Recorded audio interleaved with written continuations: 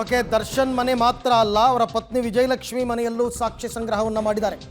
ಕೊಲೆ ಕೃತ್ಯದ ವೇಳೆ ಆರೋಪಿ ದರ್ಶನ್ ಧರಿಸಿದ್ದ ಶೂಸ್ ಅದನ್ನು ಸೀಸ್ ಮಾಡಿದ್ದಾರೆ. ಅದು ವಿಜಯಲಕ್ಷ್ಮಿ ಮನೆಯಲ್ಲಿ ಸಿಕ್ಕಿದೆ. ಪೊಲೀಸರಿಗೆ ದರ್ಶನ್ ಶೂ ಕೊಟ್ಟಿದ್ದಾರೆ ವಿಜಯಲಕ್ಷ್ಮಿ ಅವರು. ನೋಡಿ, ಕೃತ್ಯದ ವೇಳೆ ದರ್ಶನ್ ಧರಿಸಿದ್ದಂತಹ ಶೂಗೋಸ್ಕರ ಪೊಲೀಸರು ಶೋಧ ಮಾಡ್ತಾರೆ. ಆದರೆ ಅದು ವಿಜಯಲಕ್ಷ್ಮಿ ಮನೆಯಲ್ಲಿರುತ್ತೆ. ಅದು ಲೂಫರ್ಸ್ ಶೂಸ್ ಅದು. ಸೊ ಅದನ್ನು ಆತ ಧರಿಸಿದ್ದ ಅವತ್ತು. ಯಾಕೆ ಅಂದರೆ ಸಾಮಾನ್ಯವಾಗಿ ಶೂಗಳ ಮೇಲೆ ರಕ್ತದ ಕಲೆಗಳಿರುತ್ತೆ. ಸೊ ವಿಜಯಲಕ್ಷ್ಮಿ ಮನೆಯಲ್ಲಿ ಶೂವನ್ನು ಇಟ್ಟಿದ್ರು ದರ್ಶನ್ ಅವರ ಕಾಸ್ಟ್ಯೂಮ್ ಅಸಿಸ್ಟೆಂಟ್ ಅಂತ ಗೊತ್ತಾಗಿದೆ. ಪೊಲೀಸರಿಗೆ ಆ ಶೂವನ್ನು ಹಸ್ತಾಂತರ ಮಾಡಿದ್ದಾರೆ ವಿಜಯಲಕ್ಷ್ಮಿ ಅವರು. ಅವರ ಮಗ ಅಪ್ರಾಪ್ತನಾಗಿರೋದ್ರಿಂದ, 18 ವರ್ಷ ತುಂಬಿಲ್ಲದೆ ಇರೋದ್ರಿಂದ ನಮ್ಮ ಮನೆಯಲ್ಲಿ ಮಹಜರ್ ಮಾಡಬೇಡಿ ಅಂತ ವಿನಂತಿಯನ್ನು ಮಾಡಿಕೊಂಡಿದ್ರು. ಅದಕ್ಕೆ ಪೊಲೀಸರು ಓಕೆ ಅಂತ ಹೇಳಿದ್ದಾರೆ.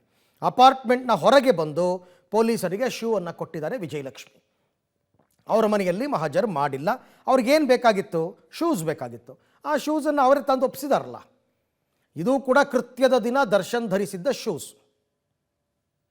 ಈ ಬಗ್ಗೆ ಕೂಡ ಮತ್ತಷ್ಟು ಮಾಹಿತಿ ನನ್ನ ಕೊಲೀಗ್ ಮುರಳೀಧರ್ ಅವರಿಂದ ಪಡ್ಕೊಳ್ಳೋಣ. ಮುರಳಿ, ಈಗ ಒಂದು ವೇಳೆ ಶರ್ಟ್ ಮತ್ತು ಪ್ಯಾಂಟನ್ನು ನೀವು ಹೇಳ್ದಂಗೆ ವಾಶ್ ಮಾಡಿ ಅದರಲ್ಲಿ ರಕ್ತದ ಕಲೆಗಳು ಸಿಗದಿದ್ದರೂ ಕೂಡ ಶೂಸಲ್ಲೇನಾದರೂ ಸಾಕ್ಷ್ಯಗಳು, ಬಲವಾದ ಸಾಕ್ಷ್ಯಗಳು ಸಿಗಬಹುದಾ ಅಂತ?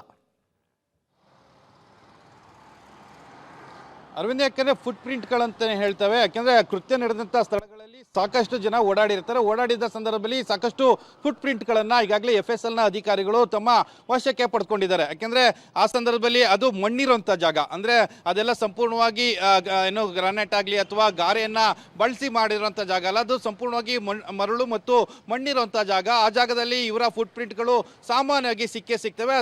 ಸಿಕ್ಕಿರೋ ಹಿನ್ನೆಲೆಯಲ್ಲಿ ಅದನ್ನು ಈಗಾಗಲೇ FSLನ ಅಧಿಕಾರಿಗಳು ತಮ್ಮ ವಶಕ್ಕೆ ಪಡ್ಕೊಂಡಿರ್ತಾರೆ. ಅಂದರೆ ದರ್ಶನ್ನ ಮನೆಗೆ ಹೋಗ್ತಾರೆ. ಅರವಿಂದ್, ದರ್ಶನ್ನ ಮನೆಗೆ ಹೋದ ಸಂದರ್ಭದಲ್ಲಿ ಆತನ ಶರ್ಟು ಮತ್ತು ಪ್ಯಾಂಟ್, ಅಂದರೆ ನೀಲಿ ಕಲರ್ನ ಜೀನ್ಸ್ ಪ್ಯಾಂಟ್ ಮತ್ತು ಕಪ್ಪು ಕಲರ್ನ ಒಂದು ಟೀ ಶರ್ಟ್ ಸಿಕ್ಕಿತ್ತೆ ಅನ್ನೋದ್ರ ಬಗ್ಗೆ ಅವರು ಉಲ್ಲೇಖವನ್ನು ಮಾಡ್ತಾರೆ. ಅದನ್ನು ತಮ್ಮ ವಶಕ್ಕೆ ಪಡೆದುಕೊಳ್ತಾರೆ. ವಶಕ್ಕೆ ಪಡೆದುಕೊಂಡ ಬಳಿಕ ಮುಂದಿನ ಹಂತಗಳಲ್ಲಿ ಅವರ ಫುಟ್ ಪ್ರಿಂಟ್ ಆಗಿರುವಂಥ ಒಂದು ಶೂ ಏನಿತ್ತು, ಆ ಲೂಫರ್ಸ್ ಶೂ ಏನಿತ್ತು, ಶೂವನ್ನು ವಶಕ್ಕೆ ಪಡ್ಕೊಳ್ಬೇಕು ಅಂತೇಳಿ ಹುಡುಕಾಟವನ್ನು ನಡೆಸ್ತಾರೆ. ಹುಡುಕಾಟವನ್ನು ನಡೆಸಿದ ಸಂದರ್ಭದಲ್ಲಿ ಅವರ ಮನೆಯಲ್ಲಿದ್ದಂಥ ದರ್ಶನ್ನ ವೈಯಕ್ತಿಕ ಏನು ಮೇಕಪ್ ಮನ್ ಅಂತೇನು ಹೇಳ್ತಾರೆ, ಅವರು ಆ ಬಟ್ಟೆ, ಆ ಶೂಗಳು ಮತ್ತು ಒಂದಷ್ಟು ಬಟ್ಟೆಗಳನ್ನು ಅವರ ಪತ್ನಿ ವಿಜಯಲಕ್ಷ್ಮಿ ಅವರ ಮನೆಗೆ, ಹೊಸಕೆರೆಹಳ್ಳಿ ಇರುವಂಥ ಮನೆಗೆ ಕೊಟ್ಟಿದ್ದೀನಿ ಅಂತೇಳಿ ಒಂದು ಹೇಳಿಕೆಯನ್ನು ಕೊಡ್ತಾರೆ. ಹೇಳಿಕೆಯನ್ನು ಕೊಟ್ಟ ಬಳಿಕ ವಿಜಯಲಕ್ಷ್ಮಿ ಅವರ ಮನೆಗೆ ಹೋಗಿ ಕೂಡ ಆ ಶೂವನ್ನು ಅವರು ಸೀಸನ್ನು ಮಾಡ್ಕೊಂಡಿರುವಂಥದ್ದು. ಶೂನ ಸೀಸ್ ಮಾಡ್ಕೊಳ್ಳೋದಕ್ಕೆ ಪ್ರಮುಖ ಕಾರಣ ಫುಟ್ ಪ್ರಿಂಟ್ಗಳು. ಯಾಕೆಂದರೆ ವಿಜಯಲಕ್ಷ್ಮಿ ಅವರ ಮನೆಯಲ್ಲಿ ಇರುತ್ತೆ. ಮನೆಯಲ್ಲಿದ್ದ ಸಂದರ್ಭದಲ್ಲಿ ಪೊಲೀಸರು ಅವರಿಗೆ ಕರೆಯನ್ನು ಮಾಡಿ ಕೇಳ್ಕೊಳ್ತಾರೆ. ಕೇಳಿದ ಸಂದರ್ಭದಲ್ಲಿ ಈ ಏನು ಶೂಗಳು ನಿಮ್ಮ ಮನೆಯಲ್ಲಿದ್ದಾವೆ ಅಂತೇಳಿ ಮೇಕಪ್ ಮನೆ ಹೇಳಿದ್ದಾನೆ ಅಂತ ಹೇಳಿದಾಗ,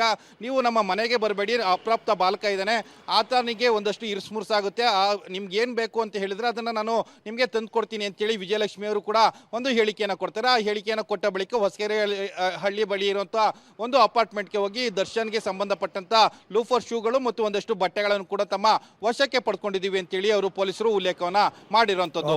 ಹಾಗೆ ಸಂಪರ್ಕದಲ್ಲಿದೆ ಮುರಳಿ. ಸೊ ಇದು ವಿಜಯಲಕ್ಷ್ಮಿ ಅಂದರೆ ದರ್ಶನ್ ಅವರ ಪತ್ನಿ, ಅವರ ಮನೆಯಲ್ಲಿ ಶೂಸನ್ನು ಪಡ್ಕೊಂಡಿರ್ತಕ್ಕಂಥದ್ದು. ಇದು ಮತ್ತೊಂದು ಬಲವಾದ ಸಾಕ್ಷಿ.